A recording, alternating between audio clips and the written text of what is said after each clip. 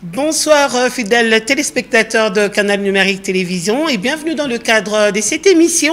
Je suis très heureuse d'être là et de vous présenter la dite émission.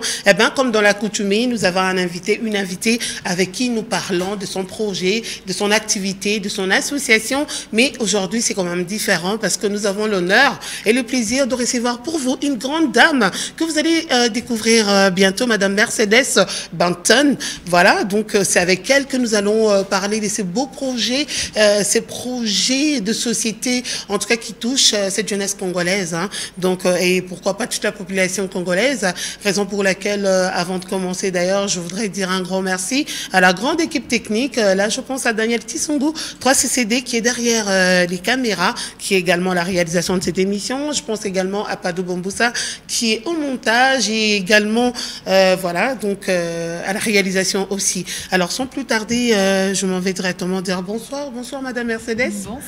C'est un plaisir de vous recevoir dans cette émission. C'est moi qui vous remercie de me recevoir. OK. Ici sur CNTV. Voilà.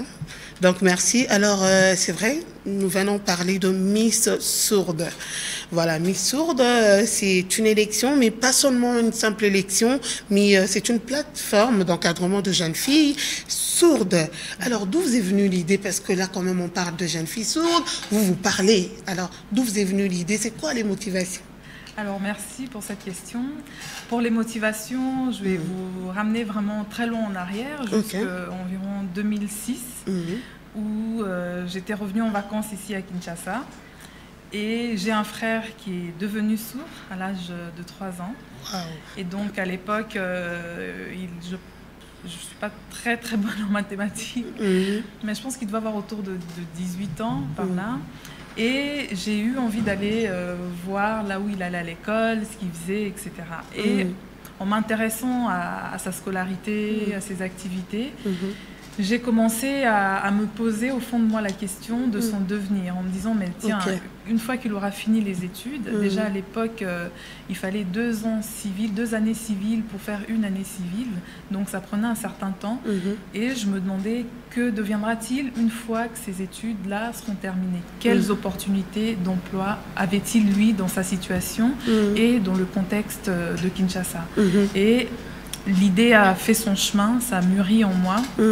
Donc j'ai vraiment, cette préoccupation m'a habité de très longues années du devenir des jeunes sourds qui ont cet handicap invisible d'ailleurs. Donc généralement on ne pense pas à eux en premier, on pense vraiment à la veuve, à l'orphelin, à l'aveugle, mais pas souvent aux personnes sourdes. Donc l'idée a vraiment fait son chemin et j'ai eu, moi, envie de m'impliquer et de poser une réflexion, en tout cas de chercher un moyen, un chemin pour trouver des solutions par rapport à l'employabilité des personnes sourdes.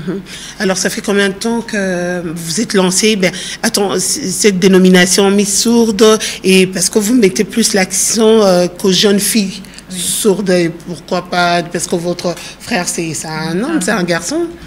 Alors, je précise déjà que moi, je ne suis pas une éducatrice sociale ou quelqu'un de formé pour vraiment le domaine de la surdité d'un point de vue médical ou encore moins sociologique.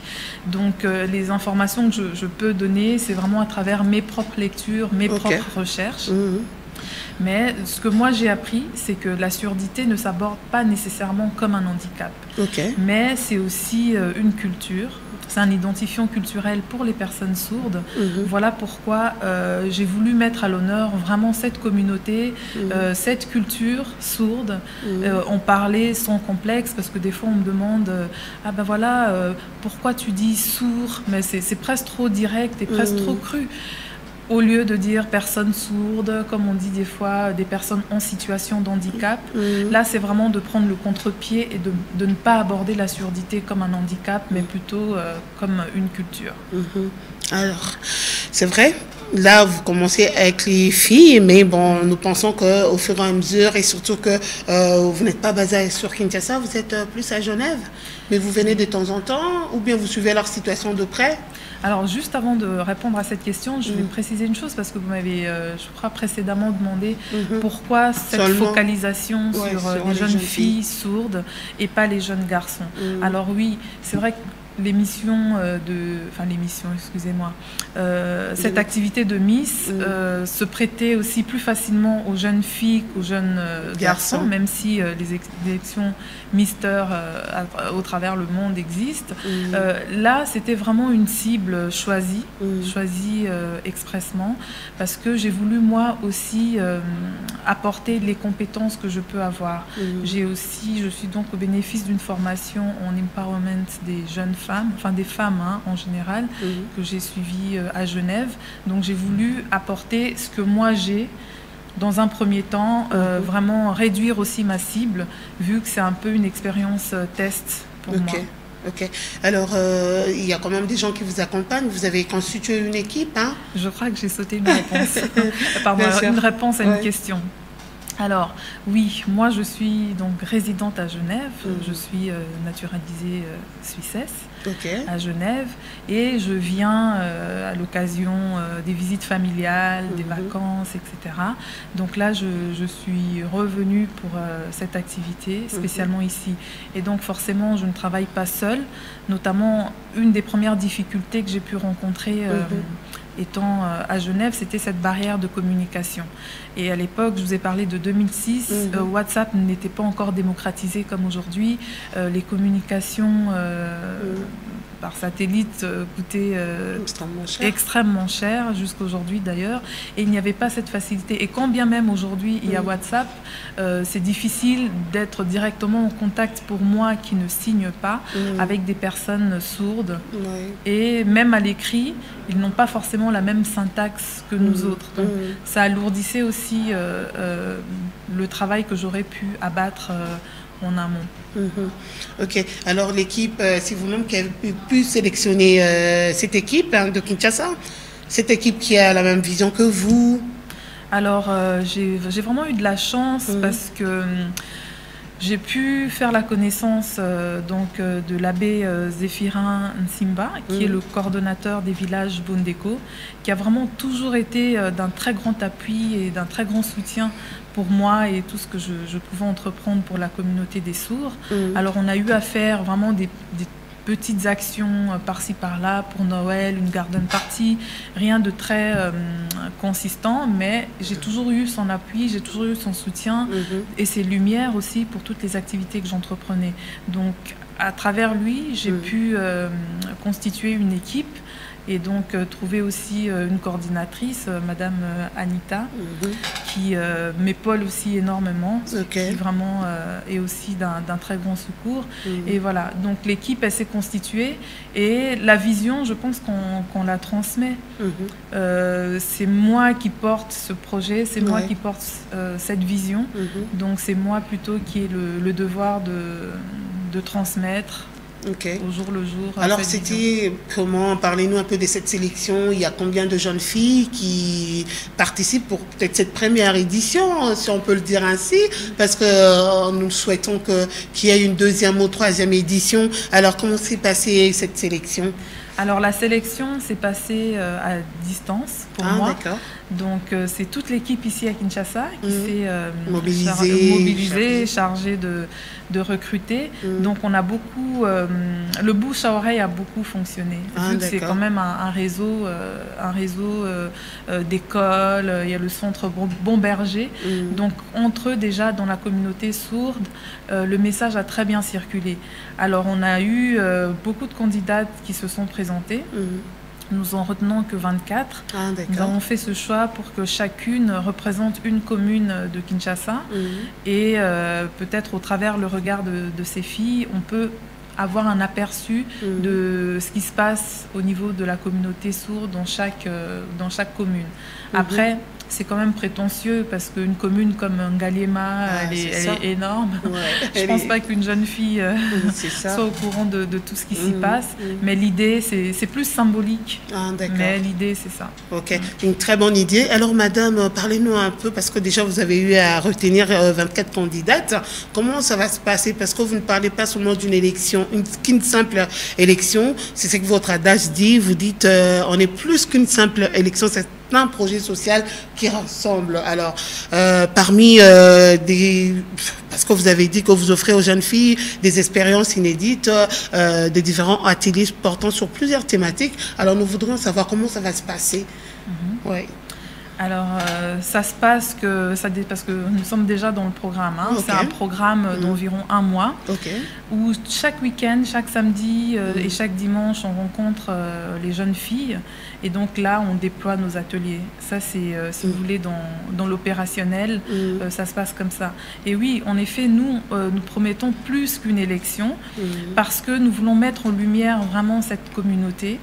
Nous voulons aller voir au sein de cette communauté vraiment les problématiques, les dynamiques qui s'y passent, comment le tout s'articule. C'est ce que nous voulons mettre en avant. Donc on pose aussi une réflexion, on renforce, on redonne de la force vraiment à ces filles, de manière à ce que... qui se sentent parfois délaissées, c'est comme si elles n'ont pas vraiment beaucoup d'importance dans la société. Alors, tout ça. Nous ne voulons pas non plus être victimaires, se positionner comme ça en tant que victime d'une société où justement on ne fait rien pour nous. Souvent j'ai eu ce genre de conversation, mais ici on ne fait rien pour nous, c'est pas la même chose en Europe. Non, moi j'aimerais que ces filles elles-mêmes soient actrices de leur propre devenir, de leur propre destinée. Donc là où moi je peux apporter quelque chose, c'est poser la réflexion, aider à poser la réflexion, à peut-être même poser des revendications et essayer de trouver des pistes, parce que je ne promets pas des solutions toutes faites pour les sourdes. Et d'ailleurs, je ne le souhaite même pas, dans le sens où je souhaite que les solutions viennent d'elles-mêmes ou d'eux-mêmes de manière générale, que la solution vienne des sourds, qu'eux-mêmes soient des forces de proposition et pas seulement qu'on fasse un copier-coller de ce que moi je pourrais penser être une solution pour eux. Alors on va au-delà d'une simple élection parce qu'on va se plonger justement dans leurs préoccupations au travers notamment une séance de travail. Oui. Pour ressortir leurs revendications, ce qu'eux veulent, les pistes qu'eux envisagent. Et pour un mieux vivre, hein, évidemment. D'accord. Alors, vous n'avez pas fait appel au gouvernement ou, je ne sais pas, aux autorités compétentes pour vous prêter main forte? Parce que c'est un bon projet. Eh ben, vous commencez déjà avec cette première édition. Oui, alors nous n'avons franchement Vous fonctionnez avec vos propres fonds, vos propres moyens? Nous n'avons pas hésité à frapper aux portes. Donc nous sommes en attente d'un retour, des réponses, mais pour l'instant effectivement oui, c'est avec mes propres moyens, mais qu'à cela ne tienne, hein, parce que c'est aussi une première expérience, c'est un exercice, un test pour pourquoi pas recommencer, faire d'autres éditions et avoir une traçabilité pour peut-être mieux aussi gagner des soutiens. Ah d'accord. Alors là vous parlez des juillet, le 31 juillet, ça sera la finale? Oui. Et comment ça va se dérouler, comment ça va se passer, et surtout que nous sommes dans le monde où il y a interdiction de manifestation, de rassemblement de plus de 20 personnes. Là, comment vous allez procéder, comment vous allez faire? Exactement, donc ça aurait pu être un problème qui s'est transformé en solution finalement, parce que, comme j'ai dit, cette fois-ci, je vous expliquerai pourquoi cette fois-ci on ne s'arrête pas au Covid. On va prendre le temps de quand même faire notre élection, de faire un tournage sur une journée et de diffuser en fait sans public pour pouvoir respecter les mesures imposées par les autorités, les mesures sanitaires. Pour pouvoir les respecter, nous allons faire un tournage sur une journée en respectant aussi les mesures barrières et l'élection en elle-même sera diffusée par la suite. Il y aura des sélectionneur. En fait, parce que ça a déjà commencé avec différents ateliers, j'allais dire. Donc là, vous parlez de l'entretien personnel, le développement personnel, l'éducation financière, la petite enfance, l'art de la table. L'art de la table, vous pouvez expliquer aux téléspectateurs? Oui, bien sûr. Cuisiner ou montrer comment on dresse la table? Alors, par l'art de la table, c'est une approche assez générale, hein, de savoir se tenir à table, manger à table, dresser une table, etc. Ok, l'initiation aux outils bureautiques, la communication et tant d'autres sont proposés par des experts ou par vous-même ou par votre équipe? Alors, nous avons des experts qui interviennent. Okay. Oui, notamment là, je pense à une dame qui va intervenir pour tout ce qui est MST, tout ce qui est prévention HIV, qui travaille avec Médecins sans frontières, qui va venir nous prêter main forte. Donc, nous avons cherché l'intervention des professionnels de chaque domaine pour venir nous prêter main forte. Nous travaillons aussi avec TARD, qui est un ensemble d'associations et d'entreprises. Il y a notamment une offre de formation pour nannies, en français je crois que c'est pour le gardiennage d'enfants. Ah, d'accord. Voilà. Okay. Donc où les filles vont apprendre le développement de la petite enfance enfin du nourrisson jusqu'à la petite enfance. Mais je crois que j'ai quand même raté une de vos questions précédemment. Vous allez vous rattraper. Ah, peut-être si vous me laissez l'occasion, parce que j'ai dit que cette fois-ci, le Covid n'arrêtait pas. Si vous voulez, ce projet devait déjà voir le jour en 2012. Ah, d'accord. J'étais venue aussi pour ça et malheureusement, pour des raisons familiales, le projet n'avait pas pu voir jour à ce moment-là. Voilà pourquoi je parle de cette fois-ci. De 2012. Ah, d'accord. Oui. Parmi les critères de sélection de ces filles, un âge entre 20 et 25 ans ou bien vous avez eu... Elles ont quel âge Alors, les filles, oui, entre 18 et 25 ans. Ah, d'accord. Oui, donc c'est important qu'elles soient majeures pour pouvoir prendre part, notamment du point de vue des responsabilités pénales. J'ai pas envie de dire que c'est une population sous tutelle, non, mais à quelque part fragilisée. Ça, je pense que c'est correct de reconnaître qu'il y a une certaine fragilité au vu de la situation. Donc, c'est important quand même qu'elle soit majeure, même si nous avons aussi à côté... pas une association, mais un comité des parents aussi comme garde-fou pour le bien-être de tout le monde et le bon déroulement de toutes les activités. Alors, on peut connaître les grandes difficultés que vous avez eu à rencontrer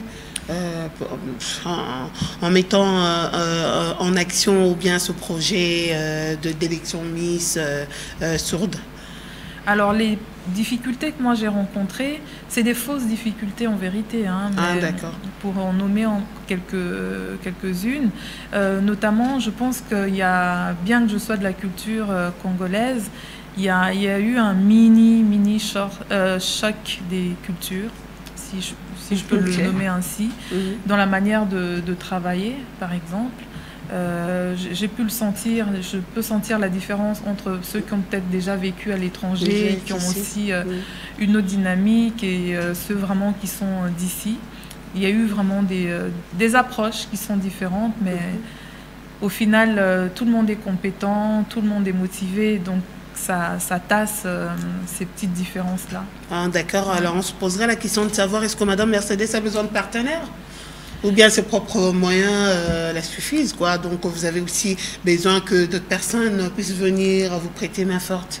Alors oui, très certainement, hein, que le besoin est là, le besoin de s'élargir, de s'ouvrir, de compléter nos compétences. Parce que si vous voulez, la finalité, c'est en fin des fins créer des opportunités, ne fût-ce que d'exploration de divers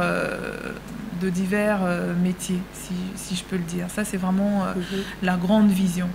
Donc, je souhaite, notamment là, à travers Miss Sourde, on va aussi mettre en avant le travail des couturiers sourds, notamment.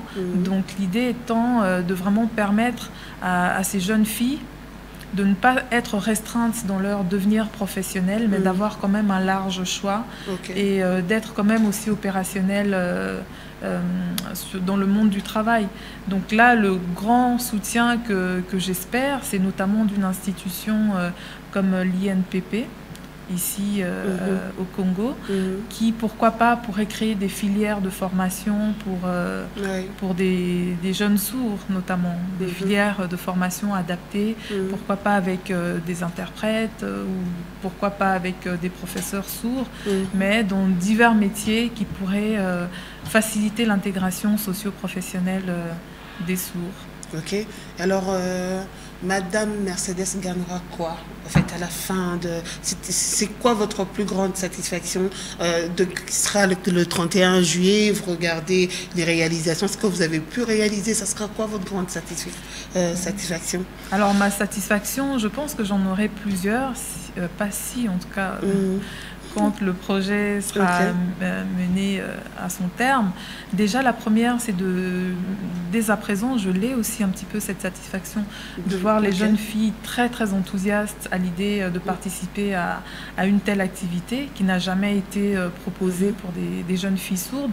Ça, c'est la première satisfaction, de voir qu'elles-mêmes sont motivées, elles-mêmes en tirent énormément de fierté. On a eu à en parler. Donc, je pense qu'elles se sont déjà renforcées dans leur estime et d'arriver à faire quelque chose que personne n'a encore fait, en tout cas à ma connaissance, pour cette communauté. Déjà, c'est une énorme satisfaction pour moi. De plus, si j'arrive à créer des opportunités futures pour ces jeunes filles, ce serait encore une autre satisfaction. Et sur le plan personnel, de me dire, voilà, j'ai pensé à quelque chose dans un coin de ma tête et de le voir se matérialiser avec toutes les difficultés que cela comporte. Tout ce que ça demande comme énergie, de se déplacer. Je suis venue avec mes deux enfants. Pas du tout facile. De laisser tout ça, de trimballer tout ce monde. Oui, donc ça sera vraiment un sentiment de réalisation qui me satisfera. Ok. Alors, Madame Mercedes, on peut avoir le numéro de contact. Vous avez, je sais pas moi, un endroit ou une adresse pour toute personne qui voudrait peut-être venir participer ou voir comment ça va se passer ou comment ça se déroule. Est-ce que vous pouvez donner une adresse et puis un numéro de contact? Alors, nos activités, généralement, se déroulent au sein du village Bondeko à Kabambar. Ah, d'accord. Mais avec les mesures sanitaires, donc on ne reçoit pas forcément du monde. Néanmoins, nous ne sommes pas fermés. Nous ne sommes pas fermés. Donc, à tout moment, on peut être rejoint. Donc, c'est sur mon WhatsApp étranger. Je peux donner le numéro. Donc, c'est le 00 41 79 440 31 22. Ok, donc les 0041 79 440 31 22, c'est votre numéro WhatsApp. Exactement. Ok. Alors pour toute personne qui voudront peut-être entrer en contact avec vous, avec Madame Mercedes Banton, en tout cas, elle est encore à Kinshasa jusqu'en juillet, jusqu'au 31 juillet. Vous êtes là avec nous? Jusqu'au terme. Ok.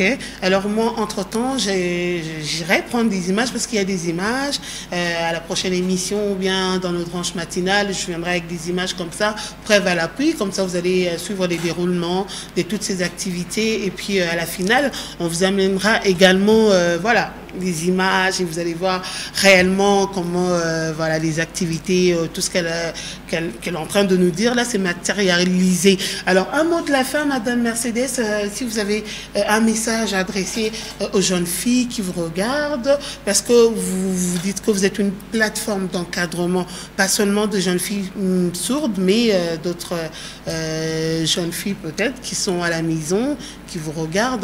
Qu'est-ce que vous pouvez leur dire? Alors, ce que je peux dire aux jeunes filles, de manière générale, c'est d'être leur propre soutien, leur propre espoir, leur propre modèle. Parce qu'au final, ce que je constate, c'est que la jeunesse congolaise, pas tout le monde, je fais peut-être une généralité, d'une manière générale, on compte toujours sur quelqu'un. Il y aura quelqu'un qui fera quelque chose pour nous, qui payera les études, qui fera ci, qui m'emmènera en Europe. Mais je demande vraiment aux jeunes filles de ne compter que sur elles-mêmes, sur leur potentiel, de se former, c'est de développer leur capital humain. Il n'y a pas mieux Vraiment, il n'y a pas de raccourci. Le meilleur raccourci, c'est d'étudier si on peut. Si on ne peut pas étudier par manque de moyens, on peut toujours se former. On peut toujours, je ne sais pas, apprendre à faire du pain, à faire une chikwang, à faire quelque chose. Il n'y a pas de ce métier, hein, parce qu'à Kinshasa, dire à une jeune fille, par exemple, de vendre des arachides ou du pain ou de vendre des légumes, elle trouvera ça... Oui, peut-être trop bas. Ben, j'en profite aussi pour dire que moi, personnellement... j'ai eu à faire différents métiers. J'ai fait du nettoyage et j'en suis fière. J'ai fait aide-soignante et j'en suis fière. J'ai fait tout ça pendant mes études secondaires. J'ai commencé pendant mes études secondaires avec des personnes handicapées, avec, en tant que vendeuse dans une chaîne de vêtements, pour ne pas la citer, très connue. Je travaillais les mercredis, les samedis. J'allais à l'école secondaire. J'avais 16 ans, 17 ans. J'ai commencé à 15 ans. J'ai fait du nettoyage.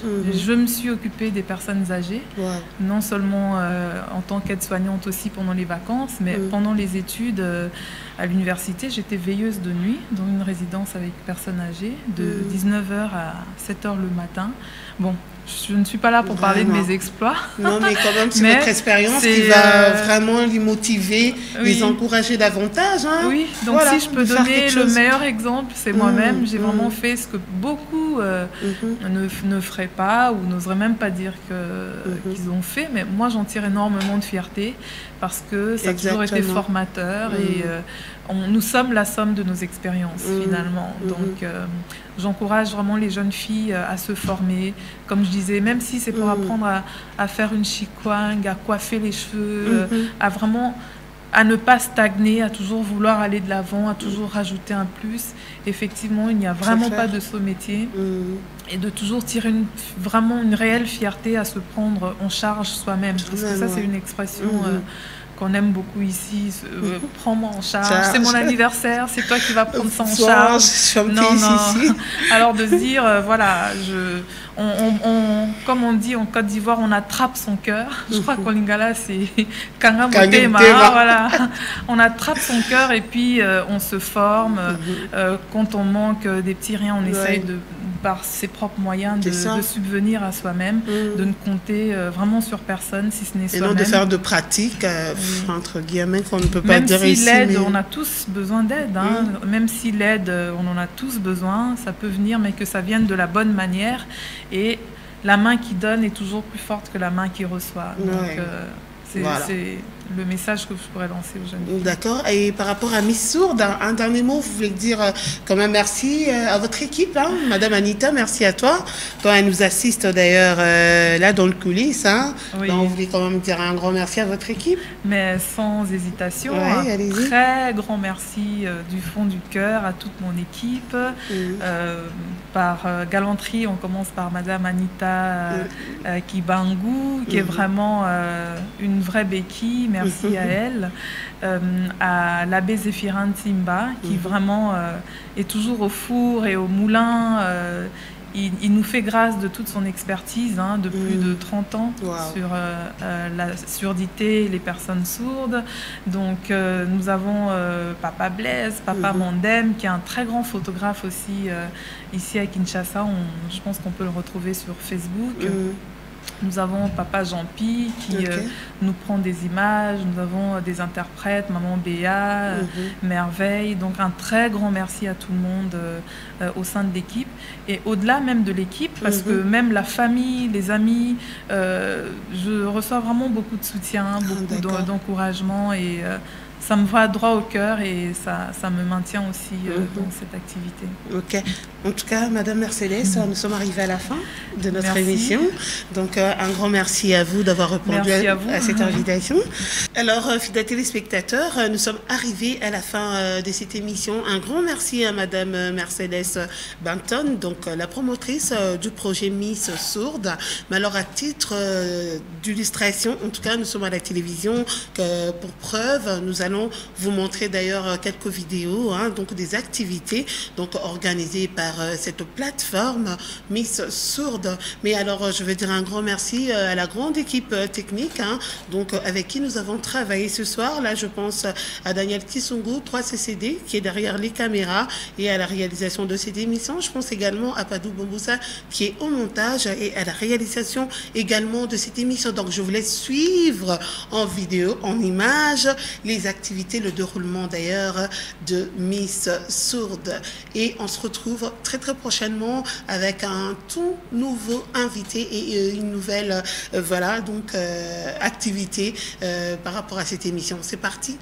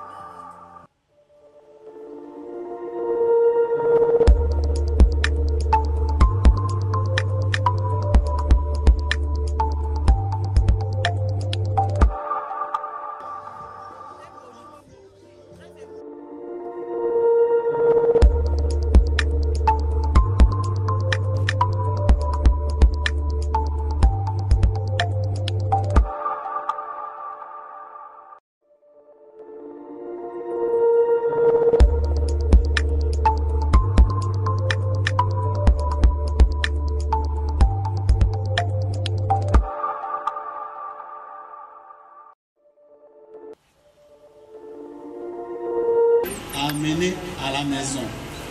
Vous-même, vous allez signer.